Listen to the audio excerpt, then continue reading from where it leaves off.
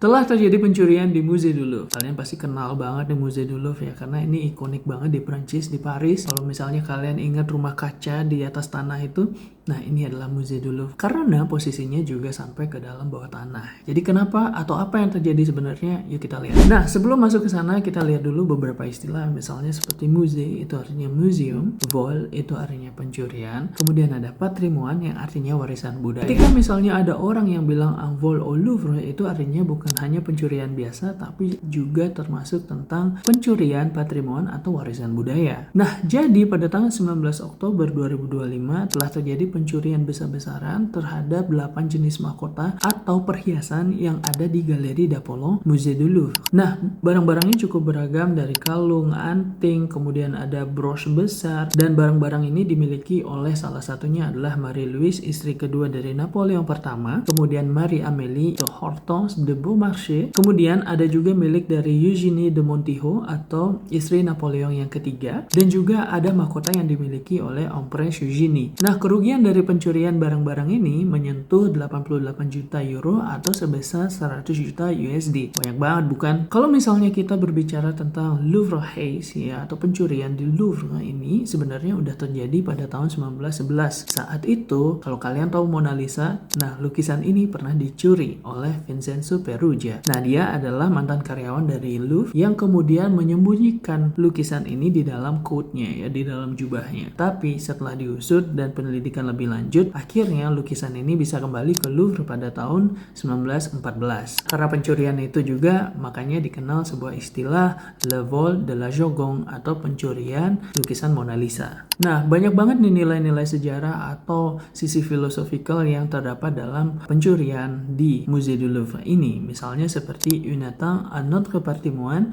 atau pelanggaran terhadap warisan budaya kita, dan juga la Galerie d'Apollon yang artinya adalah sebuah sudut ruang yang isinya adalah mahkota-mahkota dari kerajaan ya, atau disebut juga sebagai bijou royal. Kemudian ada juga istilah un braquage yang artinya pencurian yang besar dan cukup nekat ya. Jadi kalau orang Prancis menyebut hal-hal ini bukan cuma soal kriminalitas, tapi juga pencurian sebuah identitas dan juga kebudayaan yang ada di Prancis. Nah, gimana menurut kamu soal ini? Karena pencuriannya cepat banget, dari 4 sampai 7 menit, dan barang itu tiba-tiba udah hilang aja gitu. Dan ternyata dia nggak se-sophisticated yang kita bayangkan seperti film-film. Dia hanya pakai tangga yang bisa naik begitu ya, tangga keranjang. Naik terus turun lagi, selesai. Ini cukup aneh sih kalau dilihat-lihat ya. Jadi gimana menurut kamu?